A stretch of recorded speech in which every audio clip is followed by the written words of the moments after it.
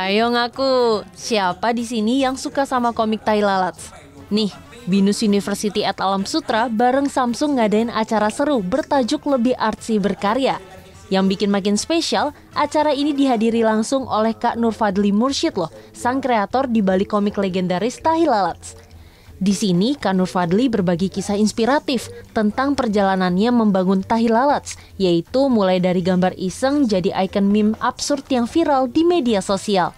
Meski terlihat lucu, proses kreatifnya penuh tantangan loh, tapi ia punya cara jitu untuk terus bertahan dan berkembang. Kita sih kalau misalnya dulu ya, gue bikin namanya content banking gitu.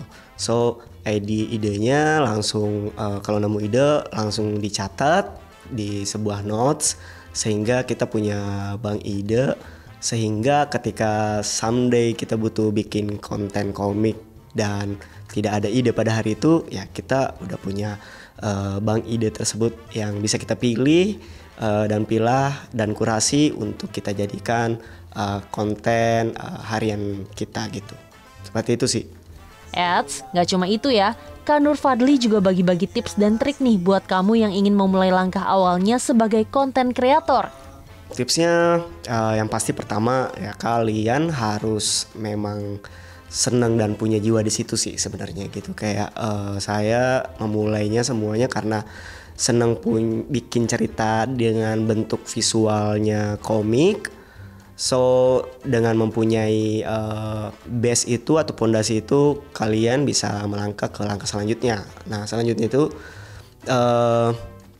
temukan partner yang punya visi yang sama, sehingga dari sisi kreatif kalian bisa go, dan output atau IP yang kalian buat bisa dibantu develop dari segi bisnisnya, sehingga kedua sisi bisa berjalan bersamaan, sehingga IP-nya bisa punya emotional attachment dengan audience. Dari sisi bisnis bisa terus grow up sehingga IP-nya bisa establish. Ya harapannya sih setidaknya bisa menginspirasi ya, atau menambah referensi, menambah point of view soal seperti apa sih perkembangan IP gitu khususnya di Indonesia, dan semoga bisa dijadikan landasan untuk ketika mereka ingin terjun ke dunia ini atau industri ini sudah punya banyak referensi kayak gitu sih. Di acara ini, para binusian gak cuma dengerin aja, mereka juga diajak mikir dan merasakan gimana cara visual bisa menyampaikan pesan atau identitas secara unik dan personal.